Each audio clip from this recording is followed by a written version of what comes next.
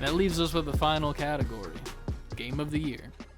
And you might have some ringing in your ears because it's very familiar, except for one game that does make its way in out of nowhere, kind of. Alan Wake 2 again, Baldur's Gate 3, Marvel Spider-Man 2, Resident Evil 4, Mario Wonder, and Tears of the Kingdom. Mario, no. Resident Evil, no. I'm surprised Resident Evil made it in. I'm not. Not that it's bad by any means, like I'm not, but it's just like it's weird that it wasn't in for best narrative. No, that's not weird to me either because we've been here before. Yeah, but it's still like it. In my mind, it's like just because it's a remake doesn't mean the narrative's You're changed. right, but I think with Resident Evil 4, it could be Resident Evil in general. Mm-hmm.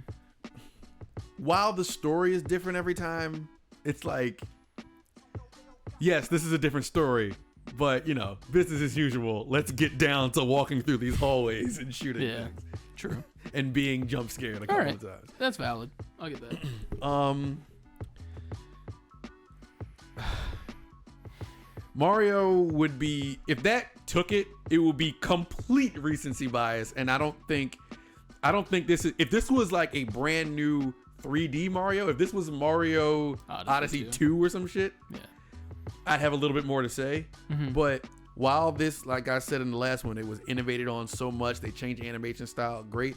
It's still starting from the left, get all the way to the right, get to the flagpole, do that a bunch of times, get to the Bowser Castle, beat Bowser, go to the next world. It's Mario formula, tried and true, and clearly reviewed off the charts. Yeah, it always works. They just made it look prettier now and gave him like power up, like you get like what would they be called? Like badges for each in each stage. You could have like a new kind of power up to add to your arsenal, but like Mega Man, kinda, yeah.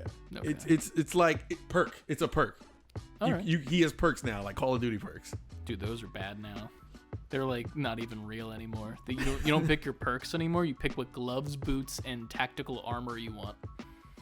Oh, and I said you saw the review for the multiplayer? Yeah. It's still not that great. It's not great by any means. I've played it for a total of probably 12 hours over the past 2 days because I have a problem. And I drank way too much coffee one night. That'll do it. But, I mean, it's fine. It's fun. Next season of the Call of Duty League is going to be and that's what I read. But based on what you said, and I also read that they said, while not bad, it just seems like they took what they had and made it. I think the most that they changed is they brought back the slide cancel, John. Mm-hmm. And then the when you aim down sight and you're sliding, there's a in-between version now of like aiming down sight. So you like kind of like cock your gun to the side, and that gives you a little bit more hip fire accuracy for your shots, but it's still, you know, inaccurate as fuck from hip fire.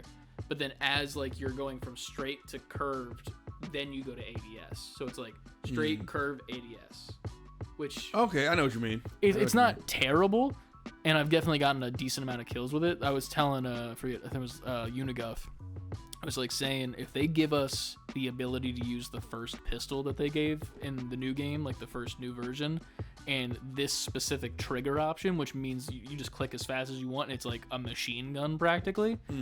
I'm running pistol the entire season for the Call of Duty League, and I will be known as John Wick, and I'm not even joking. Oh, I know. Like I will 1v1 snipers with a pistol. And come out on top. I will, and I'm not even joking, because I will fucking practice that shit for hours if I can do that. I ain't mad at you. But I feel like the answer to this is but Call of Duty's not here. The answer to this game of the year, man, it's simple. It's Baldur's Gate fucking 3. It came out of nowhere, and it blew everyone's expectations out the fucking water.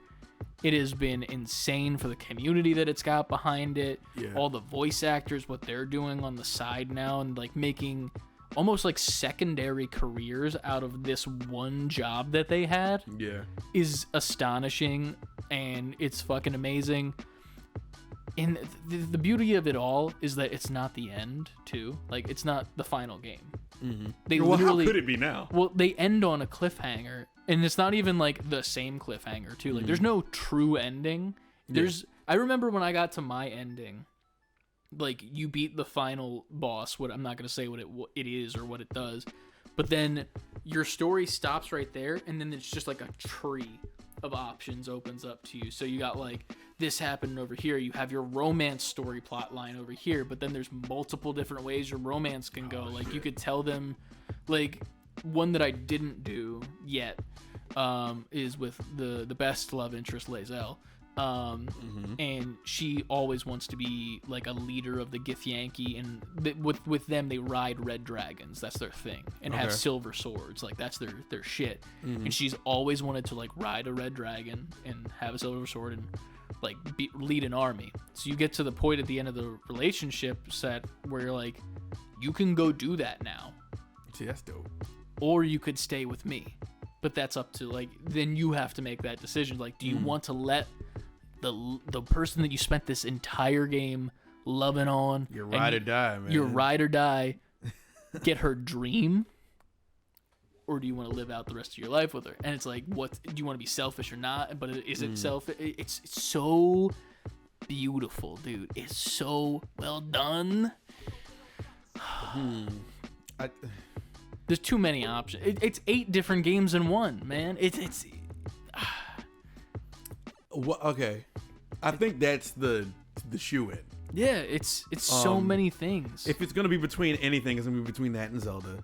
Yeah. And I honestly think, while Zelda always has huge impact, Baldur's Gate had different impact. Yeah. Zelda gave us more of what we love, more of what the consensus loves, just more of it. Mm-hmm. Baldur's Gate 3 came in with just new and different energy. Yeah. While also matching the impact at the same time. It's one of those weird things where it's like, I've never played a game that's like this top-down turn-based before. I don't think I want to play any others. Because not that I'm saying that Baldur's Gate is perfection, because obviously there's a ton of things that they could fix to make it a little bit better. They could teach you a little bit better how to play the game, but like, it's the best version of that I'll ever play, I think. Like, if I tried to do any other Until tactics 4 game, comes out? I'm not playing Mario and Rabbids 2. I'm not doing that shit. I would kick ass now because I know how to play tactics games, but still, I ain't doing it. I can't.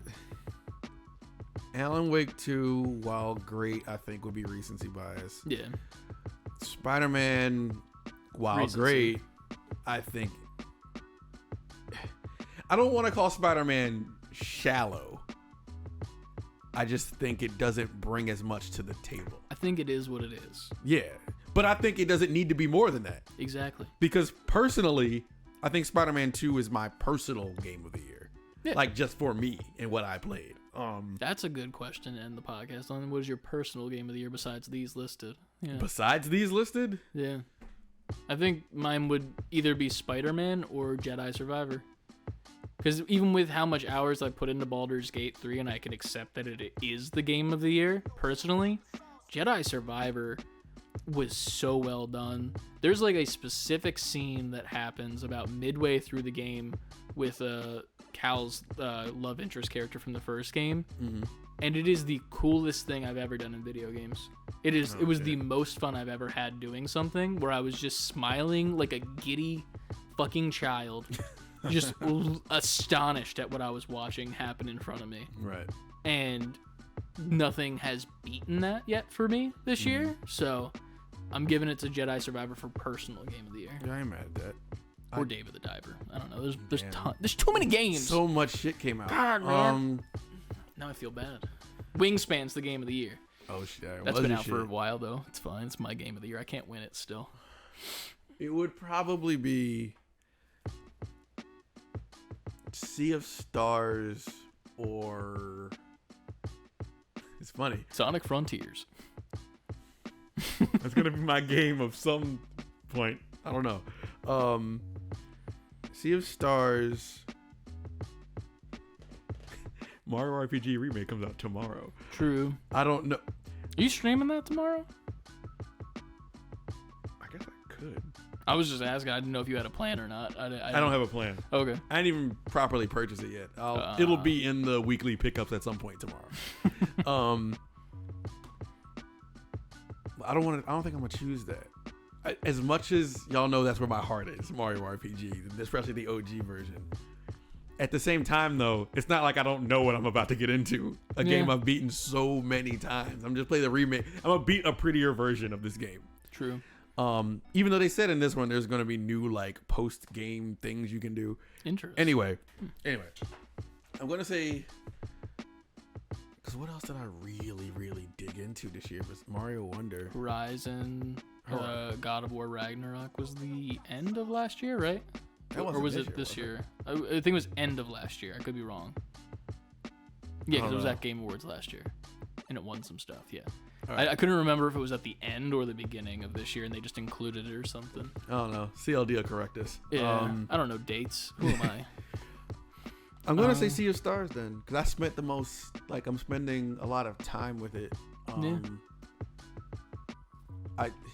It's crazy because Sea of Stars is one of those games where like this could have ended 4 times, like the way this story goes. Yeah.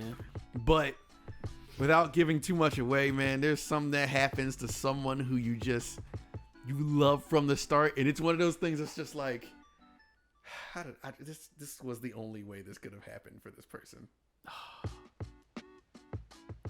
That sucked. See, that's good. There you go. That feeling right there that gave you, that's the Baldur's Gate feeling. But leading up to it happening, it's one of those things where like it's going to happen. Mm-hmm. It becomes an inevitability in the story, but the character is just like, I know this is happening, but I want to just finish this adventure out with my friends. That's beautiful. And then like it's like a good version of Gale from Baldur's Gate 3. You'll know. If you know, you know. If you know, you know. And then it happens, and it happens in the most like, you finish this like fight, and then there's this beautiful moment happening, and then like obviously someone dies. I feel like that's the obvious. I'm obviously saying that, but like someone dies in a video game, in an RPG, and it's not the ending, and then it gives you motivation to play the next bit of the game. But it's the fact that CSR's been out a while, but I'm not gonna spoil it because I know personally that people are playing, like that I know that are playing through this game that will watch this. I might pick it up soon. I don't know. But man, I'm not talking about the person who dies anymore. That game, there's parts in that game where like you finish this fight, and I'm like, that could have been the ending, and then it keeps going, and then you get to another part, I'm like, oh shit. This is the ending. I'm in it because then like you're in a setting where like this has to be like end game, and then I'm sweating holding my Steam Deck, and I beat it, and then it keeps going. I'm like, you snap your Steam Deck over your I'm knee. like, all right, and then that thing happens and gives you motivation to really like, let's do it for that. Let's do it for that person. And you get there, and you do something. And it keeps going. And I'm at a point in Sea of Stars where I'm like, I love this game. End. Like, finish. I feel that. God damn. I think I have like 36 hours. That's better than how long it took me to beat Baldur's Gate once. Do you want to guess that number? 92. 273. Wow. End that shit. But here's the thing. It's not even because it was one playthrough. I started my first playthrough. Then after that, I was like, ooh, I kind of want to do this differently that I just got to. Let me make my real life D&D character and start this campaign. Started it with him. I was going to be a bad guy that's just a bad guy for being bad. Then I get to the end. Lae'zel made me a good boy again. And now we're in love. And then I'm like, you know what would be really cool? If I did the Dark Urge. And then I played the Dark Urge all the way through to the very end. The only story that I've beaten is my 3rd playthrough. That's funny, though. Dude, it's... But and then I started a 4th one, too. It's an engaging-ass game. It's so good. I'm going to play it tonight. Like, it's Game of the Year. It really is. It's a kudos to Larian for what they did. Having that game in early access for God knows how fucking long. Just, like, constantly updating it, constantly making it better.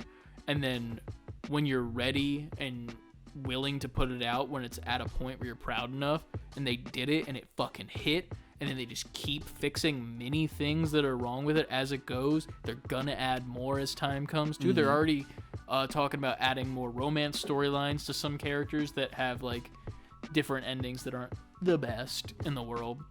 But like it's so good. It's such a good game, and if you can play it, do one playthrough. If you love it after the first one, do a Dark Urge playthrough and just see where it takes you. Because that, in and of itself, is an entirely new game to me. Right. The Dark Urge. I believe you. It's for so sure. good. I think, like, I don't know. As far as, like I said, from that list, I'd say Spider-Man. Sea of Stars was something I waited for. Like, I was campaigning for that game 2 years before it came out. Because they dropped a trailer, and it was by a studio that I love. And which was, I'm sorry, let me get it's not on here. I'm on the wrong thing. Hold on. Where would it be? Best Indie? Best Indie. Best Independent Game. Found it. Load. Sabotage Studios. I'm thinking of a different studio. Anyway. I love Sea of Stars because like it's very reminiscent of games I loved growing up. Obviously they modernized it a little bit, but it's essentially Chrono Trigger / there's some like Mario RPG elements in there a little bit, but it's essentially Chrono Trigger. And I still gotta beat that. If anyone who loves Chrono Trigger, came up off Chrono Trigger, would love Sea of Stars. Like it'll be like riding a bike. You'll get into it like, oh shit, this is just that game for the modern day. I'm still at the carnival in Chrono Trigger. So you're nowhere then. That's the beginning. I haven't lost the strongman game yet, so I can't leave. You have to leave. You have to let it go. I'm winning. I have so many, whatever the money is in that game. I don't remember what the money is. It's money with the letter U instead of me or something. Yeah. But, I was campaigning for that game well before it came out. It then came out, and it lived up to every single thing I wanted from that game. So I'd have to say that's it. That's the game for me. Well, that is our rundown of the Game Awards nominees. Make sure you go and get your votes in before December 7th. And then on December 7th, make sure you plant your ass in front of a TV screen or a phone screen so you can watch us watch the Game Awards, or just watch along with us because it's going to be fun. We always do it every single year. We're always sponsored by Mr. Keeley himself. He sends us a nice little video package stuff so that we can make our stream look all nice and pretty. So we'll do that. We'll talk to the chat, have a good time, listen to that motherfucking orchestra do some amazing shit to our ears. It's going to be great this year. It's going to be great. Like, I feel like that's going to be an orchestra set that I go back to on the YouTube video. You know what I mean? Just live in it. Yeah, just like sit there and just marvel at how fucking good this gaming year was. As bad as this year might have been for other stuff going on in the world and whatnot. Very true. Damn, gaming fucking kicked ass. And even in the gaming world, there was a lot of shitty stuff going on with a lot of layoffs and still happening too. Yeah, still going down. And with the writer's strike and all that stuff, like entertainment felt like it was very bleak for a while. But at the same time, video games just kept pumping out bangers the entire time. So on a level that we haven't seen in a while. Yeah. Like everything it was just 9, 9, 9, 10, 10, 9, 9, 10. Like the lowest thing was like 8s. Yeah. And 8 would be like, all right. But that's still above average. Oh yeah. It's just, I think this year I will remember in gaming for a while. For sure. 2023 is like the year. Yeah. Until we get anything crazier than this was probably the best year in gaming that I feel like. It's been a very long time. This is the only year in gaming where I've like stopped for a second and I've been like, okay, I need to remember this year because this is phenomenal. Yeah. So there's that. As always, you guys can follow us on our social media. savebeforequitting over on Twitter, Instagram, TikTok, Twitch, and YouTube. Today. To the gang, get your merch at savebeforequitting, fully spelled out.com. You can get that hoodie right there. I have one that says bitch made on it, and it's fucking nice, but it's in the wash right now. I also did a bitch made stream where you can check out on our YouTube a bunch of shit that we got going on. We got way more content pumping out now. So check all that out. Patreon as well. New podcasts 2 every single month where we just talk about random bullshit or behind the scenes of the show, what we want to do. It's $5 a month. You get 2 extra podcasts. We get 2 cups of coffee or microphones if we save. Yeah. We save all those coffees. We could trade them in for some mics. That's how it works at Dave & Buster's. We're going to show up to Dave & Buster's with a lot of coffee and a lot of confused workers there. Hey, listen, man. Just get a bunch of Dunkin' Box of Joes. That would be a good skit. We just walk into a Dave & Buster's with like a bunch of box of Joes and be like, I'd like some microphones, please. Some high-priced Shure SM57s if you have them. That would actually be funny. If we could get like one of the workers in on that, that'd be good. Like we finally get the mics. We just keep them in the box. Go film the skit. And then be like, wait, we got them. Look. Yeah, there you go. The mics have all it, those see? cups of coffee that the patrons have been sending you, they really added up, didn't they? Thank you. Dude, that would be the best bit ever. The people at the day must be like, what are we doing now? Be like, listen, do you want $20? I need you to say a few lines on camera if that's cool with you. I can even blur your face. It don't matter. I just need you to say 2 things. We just need you to help us with this sketch. Yeah. Please and thank you. But yeah, that's it. Thanks for watching. Appreciate you. Make sure you go watch our stream on December 7th. Join up with us. Yes, join us for the Game Awards. It's probably the stream we look forward to the most every year. Hell yeah. Maybe we'll do another giveaway. Remember we did a giveaway for merch one time for all the people in chat? Oh, yeah, we'll do that. We'll do it.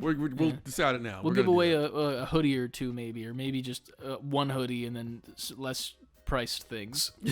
Hoodie and a sticker. Who wants some stickers? Right. Who wants a keychain with titty on it? But not the one that you want, though. It's not the titties you want. Yeah. It's the titties you need. But before you get those titties you need, you can remember to always save before quitting. We'll see you guys next time. Bye. Hey, thank you for watching this video. There's more where that came from. Yes, there is. And if you want to see a video just like the one you just watched, you can click up here for that. Or if you want a video that YouTube recommended just for your nerdy gamer person self, you can click right here on that video right there. And you can like, follow, subscribe, leave a comment on anything that you like. All that good stuff. All of it. And you can always remember to save before quitting.